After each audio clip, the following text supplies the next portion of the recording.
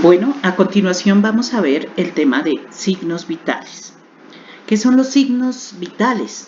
Y ahí, como lo está diciendo, son valores que permiten efectivamente determinar si la persona respira, si la persona tiene pulso, si inclusive la persona neurológicamente está bien, porque entonces ahí también vamos a hablar de una cosa que es importante, que es el estado de conciencia, ¿sí?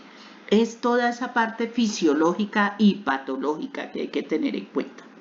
Entonces, cuando hablamos de la cuantificación de los signos vitales, es que para decir que la persona está taquicárdica, bradicárdica, en el ejemplo de la frecuencia cardíaca, pues tenemos que tener unas cifras que nos lo están enunciando. Lo mismo cuando hablamos de la frecuencia respiratoria. Uno dice, el paciente entró en apneas. Es que respira en algunos momentos, deja de respirar por intervalos de tiempo y vuelve nuevamente a respirar. A eso se le denomina, por ejemplo, una apnea. O la respiración, está taquipneico ese paciente. Usted se comienza a preguntar, ¿y eso qué significa? Que las cifras están por encima de lo normal. Con el tema de la temperatura es otro tanto. Temperatura corporal. Nuestro organismo, temperaturas normales entre 35.6 y fracción hasta 36.5, pero entonces resulta que si hay fiebre tenemos una temperatura de 40 grados centígrados. El tema de tensión arterial también tiene que ver con dos cifras importantes que ustedes las van a ver, que es la sístole y la diástole, y el tema de la oximetría es evaluar, inclusive que algunos de sus celulares tienen la forma de evaluar cómo es la respiración, cómo es el tema de la respiración, ¿sí? Por decirlo así, cómo es la oximetría, ¿sí? Pero ¿qué es lo más importante de esto? Es que nos indican si el individuo está vivo o cómo está el individuo. ¿Qué pasaría? El paciente puede estar efectivamente en un paro cardiorrespiratorio.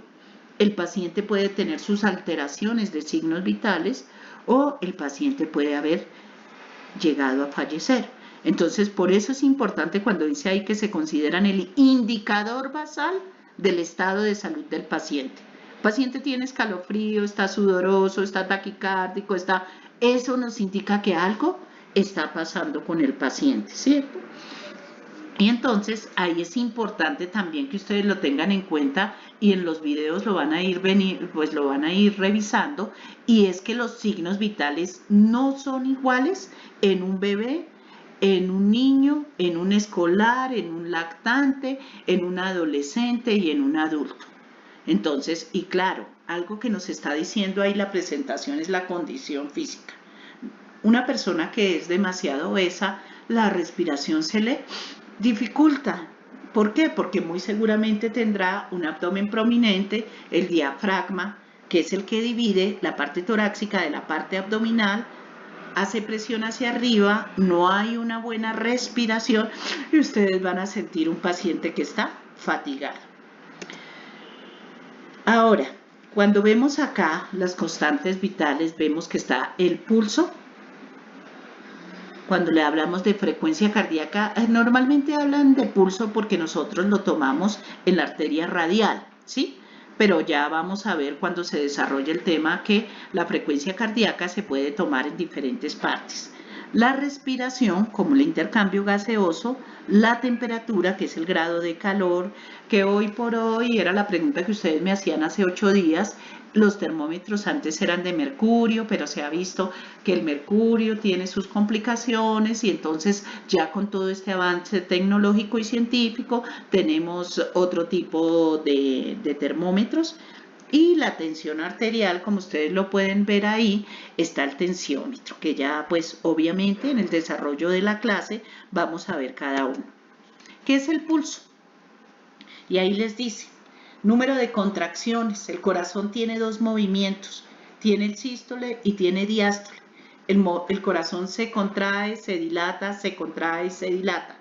Pero para poder hacer esto, uno lo que debe de hacer es coger un reloj o su celular en el cronómetro, y normalmente lo que nosotros hacemos es tomar la medición durante 1 minuto.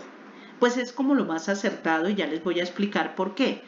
En un adulto, como ustedes lo pueden ver ahí, la frecuencia puede estar de 70 a 80 latidos por minutos. Es lo normal, ¿sí? Ahora, aquí tenemos la estructura del corazón. ¿Por qué? Porque es que el corazón es la bomba. A veces cuando uno dice, es que yo amo con el corazón, nosotros nos quedamos pensando en algo que es importante y es que realmente, pues sí, el corazoncito sí se acelera cuando uno ve a alguien que le gusta, puede llegar a ser, ¿cierto? Pero la idea es que el corazón es una bomba, es un músculo, como ustedes lo pueden ver ahí, que tiene 4 cavidades. Tiene 2 aurículas, tiene 2 ventrículos y a su vez, como lo pueden revisar ahí, tiene una cava superior que irriga toda la parte que es cuello y cabeza y toda la parte inferior que son miembros inferiores. Pero además ustedes ven ahí la arteria aorta que recibe sus diferentes nombres, ¿cierto? Tienen la arteria pulmonar también y todo el ciclo de la circulación desde el corazón hasta la puntica del dedo, hasta ahí tiene que llegar la sangre porque es que todo se irriga de tal suerte que los tejidos sobreviven porque la sangre llega a todas las partes de nuestro organismo. Si por algún motivo esa sangre no llega a ese sitio, pues se necrosa. El término necrosis es muerte del tejido celular. Eso es importante que ustedes lo tengan en cuenta. Entonces fíjense que el corazón en todo momento es una bomba que recoge la sangre, expulsa la sangre, recoge la sangre, expulsa la sangre y la recoge. Entonces recoge sangre con dióxido de carbono y expulsa la sangre oxigenada, ¿cierto? Por eso nosotros hablamos, si ustedes por allá se acuerdan de su anatomía, que hay una circulación menor y una circulación mayor. Eso es importante que ustedes miren aquí como lo ven. Casi que el paquete, cuando nosotros hablamos del paquete decimos siempre hay una arteria, una vena y un nervio que siempre acompañan, ¿cierto? Cada uno de nuestros organismos, todo nuestro organismo tiene un nervio, tiene una arteria y tiene una vena. Ahora, es importante tener esto, que es anatomía y fisiología, claro, para entender qué es el pulso. Y decimos serie de pulsaciones, porque las arterias pulsan. Ustedes van a tener la oportunidad de ver los videos y también de hacer el taller. Para la próxima clase hacemos ese taller en donde vamos a comenzar a mirar cómo pulsan las arterias, ¿cierto? Entonces, ¿por qué se produce esa pulsación? Pues por la dilatación del corazón. Entonces, ahí volvemos a lo mismo que estábamos hablando de todo el tema de la fisiología, que es importante que ustedes lo tengan en cuenta, lo revisen, lo lean, lo repasen. ¿Cómo se palpa el pulso? Y en la imagen que ustedes están viendo, ven a la señora que tiene 2 deditos colocaditos en el cuello. ¿Por qué? Porque ahí hay una gran arteria y es la carótida. No es fácil al principio, uno como que no siente porque además debe hacer práctica para que ustedes comiencen a sentir. Hay algunas personas que dicen que es mejor hacerlo con los 3 deditos, pero fíjese que en la imagen solamente lo hacen con una manito, nunca con las 2 manitos porque si no haríamos un masaje vagal, podíamos inclusive hacer que una persona se desmayara. Entonces con una sola, algunas personas lo hacen con 2 deditos, otros lo hacen con 3 deditos. Entonces, ¿cuál es la manera correcta de tomarse el pulso? Primero, pues lo que yo les decía, puede ser su celular y lo colocan en su cronómetro y comienzan a contar el minuto. Entonces, lo importante es que cuando a uno le van a tomar la frecuencia cardíaca, pues no es lo mismo un deportista. Si usted le toma la frecuencia cardíaca a un deportista o a alguien que viene corriendo, pues obviamente usted va a decir, no, esa frecuencia cardíaca está supremamente alto. ¿Por qué? Porque el corazón late más rápidamente, porque hay calor, porque hay vasodilatación y usted puede contar 150, 160 pulsaciones por minuto, ¿sí? Entonces no es lo mismo. Lo ideal es que cuando uno toma frecuencia cardíaca es que la persona esté tranquila, sentada o acostada, ¿cierto? Sin que haya hecho ninguna actividad física, por eso a veces se le dice ha fumado o ha tomado tinto o algún tipo de comida que haga que le altere de alguna manera los signos vitales. Con los dedos, entonces, son los 3 dedos, índice, medio y anular, ¿cierto? Encuentra tu pulso en la muñeca. En la muñeca es la arteria radial. lo ideal es que con su cronómetro se cuente qué podría ser. Uno lo puede tomar en 60 minutos, pero también en 60, discúlpenme, en 60 segundos, o sea, un minuto. O lo pueden tomar en 30 segundos, o lo pueden tomar en 15. Ahí es que si usted lo toma en 30 segundos, lo multiplica por 2. Si lo toma en 15, lo multiplica por 4. ¿Qué es lo importante? Es que ustedes sientan el pulso, sientan el latido y que el latido sea rítmico. Eso es de vital importancia. Entonces ya ustedes saben cómo es más o menos, cómo es que se lleva acá. Entonces, si los latidos son muy irregulares, porque resulta que nosotros hablamos de un término que se llaman las arritmias. ¿Qué son las arritmias? Cuando el pulso aparece, desaparece o se siente más fuerte o más débil. Entonces, ahí sí es importante que la tomemos en un minuto. Si el ritmo se mantiene, usted lo puede tomar en 30 segundos, ¿sí? Y lo multiplican por 2. Ahora, fíjese las características del pulso: frecuencia, ritmo, amplitud, dicrotismo, tensión o dureza. ¿Por qué? Porque no, hay que mirar qué es la frecuencia. Número de pulsaciones de una arteria por minuto, ¿sí? Entonces, lo que estábamos diciendo. Variaciones de la frecuencia. Y esto va a ser una pregunta de examen, porque cuando nosotros hablamos de taquicardia o bradicardia, entonces se refiere al número de pulsaciones aumentadas según la edad. Entonces yo digo, en un adulto es normal que nosotros tengamos una frecuencia cardíaca de 60 a 80 pulsaciones por minuto. Si tiene más de 80, si tiene 150, el paciente está taquicárdico. Obviamente que en clínica hay que tener un especial cuidado en que usted está observando al paciente, lo mira cómo se siente, está pálido, está sudoroso, está inquieto, está angustiado, le duele el pecho. O sea, esa parte nosotros, el equipo de salud, y me refiero al equipo de salud, médicos, enfermeras y demás, uno cuando ve al paciente en esas condiciones dice, algo no está bien, ¿sí? O por el contrario, el paciente está con una frecuencia cardíaca por debajo de 60, está con 40 pulsaciones. ¿Qué tomó? ¿Qué le hizo daño? ¿Qué siente? ¿Está viendo visión borrosa? ¿Siente mareo? ¿Qué? O sea, eso es importante tenerlo en cuenta. El ritmo. Y mire que aquí está el trazado electrocardiográfico, porque el ritmo tiene que tener un trazado perfecto, ¿cierto? O sea, el corazón va haciendo pum, pum, pum, pum, pum, pum, va teniendo su intervalo. De hecho, cuando ustedes ven acá, como un plano casi que cartesiano, los cuadritos que ustedes ven ahí tienen una medición y ese trazado es el trazado del corazón, como se va moviendo. Entonces pueden haber alteraciones del ritmo, que es cuando uno dice, puede haber arritmias.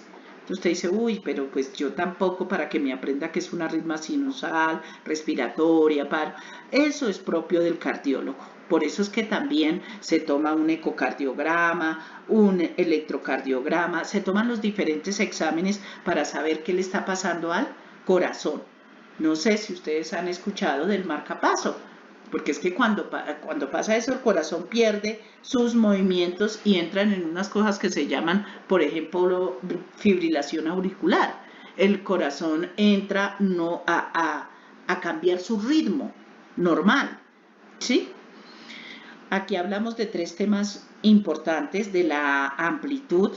Entonces tiene que ver también la sangre va por los vasos sanguíneos, llega al corazón, llega con fuerza al corazón y produce que el corazón haga sus 2 movimientos de sístole y diástole, ¿cierto? Pero en cambio en dicrotismo, ¿qué es lo que pasa? Es que usted siente una onda y comienza a pulsarla y casi que encima de esa onda siente la otra onda, ¿sí? Se comienza a sentir como, y es más difícil, y es cuando uno dice, hay que tomar el pulso en un minuto. Y pues el tiempo la velocidad se refiere a tiempo, ¿no? Porque cada pulsación, para que usted sienta, usted dice, este pulso está débil o este pulso está fuerte, ¿sí? Eso es importante y obviamente todo nuestro organismo, todas nuestras arterias y demás tienen unas resistencias que hacen que, por eso es que a veces dicen, ya con la edad las arterias pierden toda esa elasticidad y demás y por eso es que nos vamos a hablar un poco de la importancia que es de mantener una alimentación sana, no tanta grasa y demás, porque todo esto también altera la parte circulatoria. Aquí hay unos valores normales. Ustedes pueden encontrar muchos valores valores que de pronto diferencian. Aquí dicen de 0 a 2, de 2 a 6, 6 a 10, 10 años y más. Ahora, el tema es, no se angustien que nos tenemos que aprender todos los valores normales. No, inclusive un bebé en útero tiene 164 pulsaciones por minuto y eso se considera normal para el bebé en útero, ¿sí? Y aquí tenemos unos valores normales en adultos, mire, 66 promedio, mujeres 74 y los límites, fíjese que está entre 60 a 100 pulsaciones por minuto. Entonces aquí vemos los diferentes sitios y eso es otra cosa importante para tener en cuenta para ustedes. Mire que hay pulso carotidio, hay pulso axilar, hay humeral, hay radial, popliteo, cubital, tenemos tibial posterior y pedio. Entonces a veces la gente dice, bueno, ¿y por qué? ¿En qué casos tomar, por ejemplo, un pulso pedio? Pues resulta que cuando colocan los yesos, cuando las inmovilizaciones y demás, y si uno ve los deditos del pie que se están poniendo azules, ¿cierto? Eso se denomina cianosis.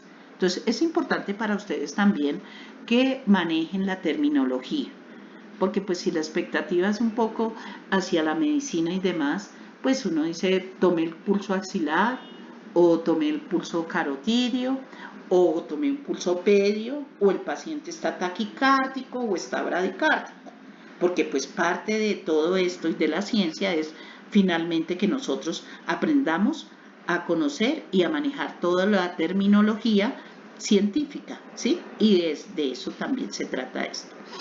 Entonces, fíjese que aquí les están diciendo razones para tomar un pulso en ciertos lugares específicos.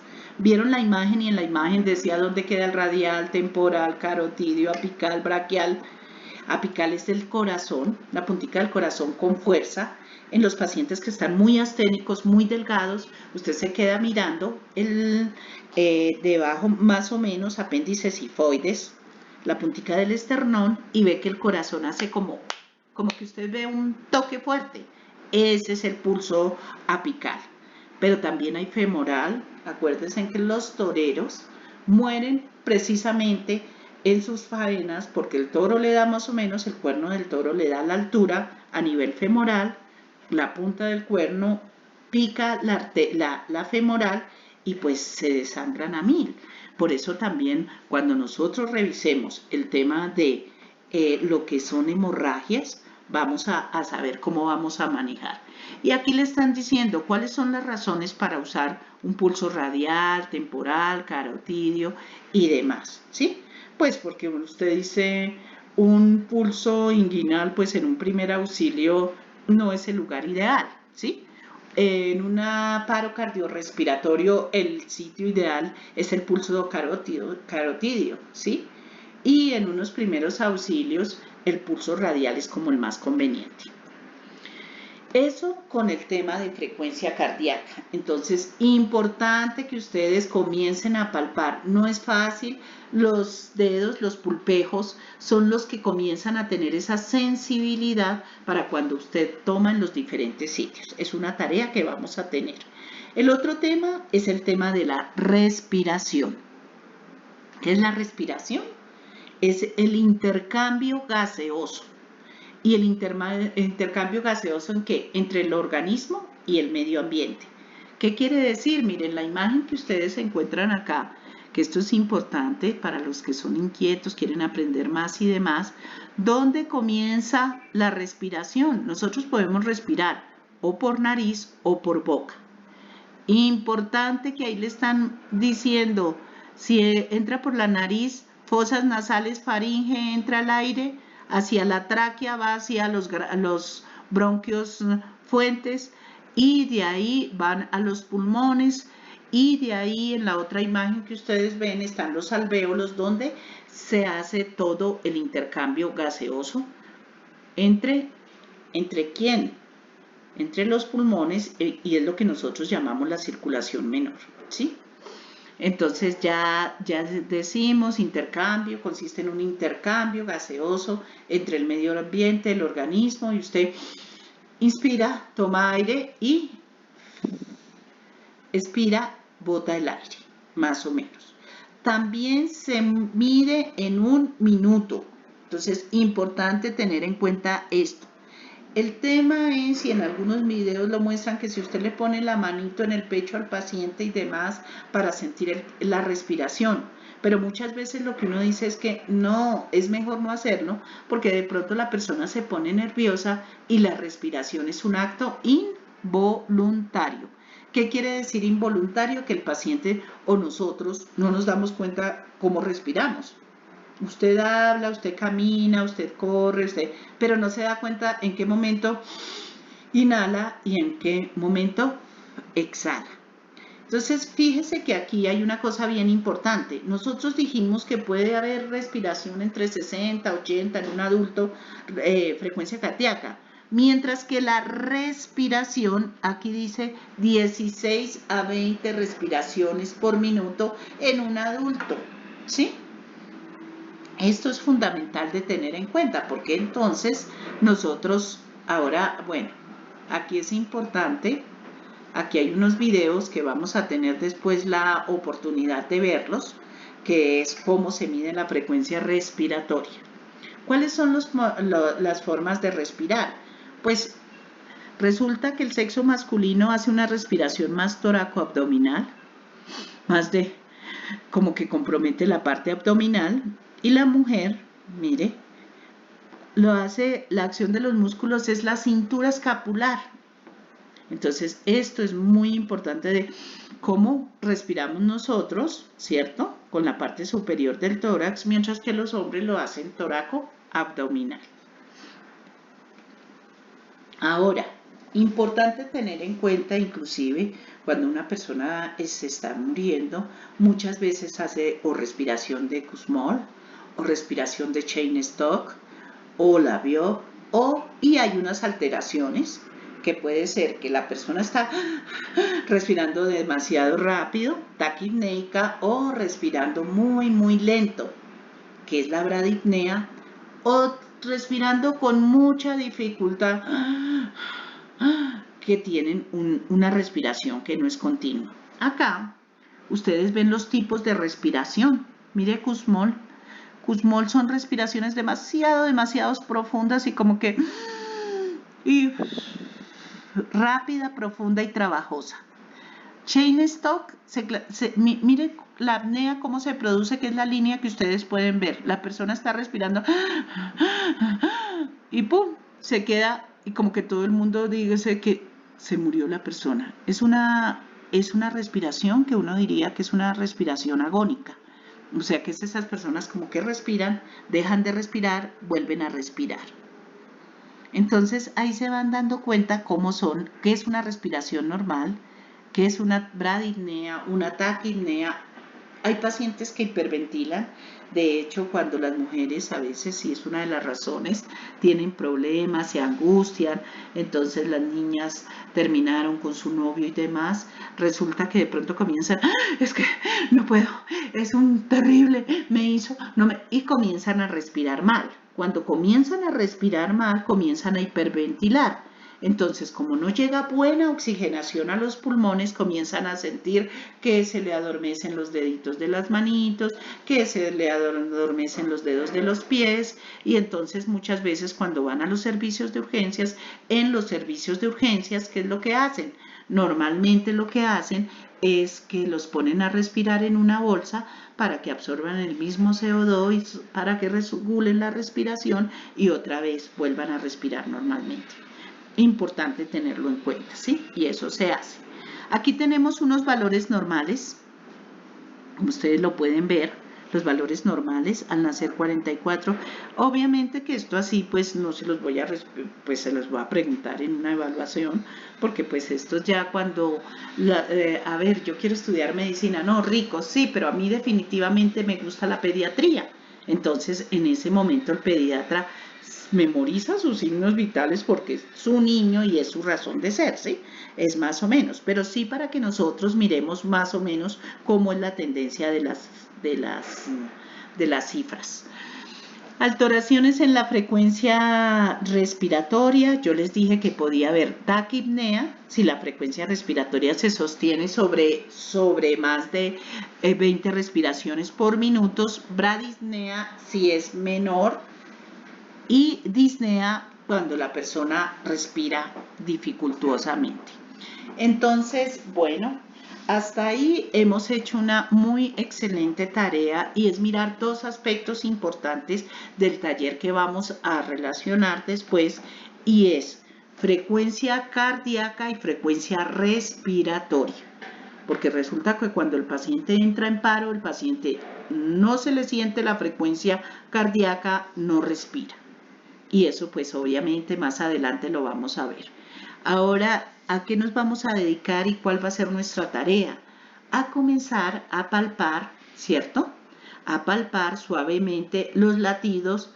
Cogemos nuestro teléfono, lo colocamos en cronómetro en 0, coloquemos nuestros 3 deditos en la parte radial, en la arteria radial, hacemos presión hasta que sintamos, comenzamos con el cronómetro y contamos el número de pulsaciones.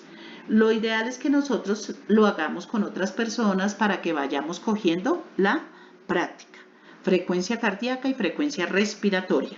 Para la siguiente clase vamos a tener la oportunidad de ver temperatura y tensión arterial. Para eso sí les voy a pedir el favor que consigan un tensiómetro y un termómetro que puede ser de mercurio si lo tienen a mano o si tienen de los electrónicos también. Lo importante es que ustedes sí tengan claro que cómo se lee la temperatura, cuáles son las alteraciones, porque pues medirla eventualmente no es la dificultad. La dificultad es saberla interpretar. Si usted dice estamos ante una febrícula, ¿por qué? Porque tiene una temperatura de 37 tal. No, estamos ante fiebre. ¿Por qué? Porque tenemos una temperatura de 40 grados centígrados. Entonces, es importante para ustedes que revisen estos dos signos vitales, vuelvan y revisen todo el funcionamiento, la fisiología, la anatomía y demás, las cifras normales y demás, y comiencen a hacer la práctica de tomar frecuencia cardíaca y frecuencia respiratoria. Entonces, bueno, muchísimas gracias. Estos son los dos temas por hoy y dentro de 8 días pues estaremos ya compartiendo cómo les fue, cuáles fueron las dificultades. Muchas gracias y que terminen de tener una buena tarde.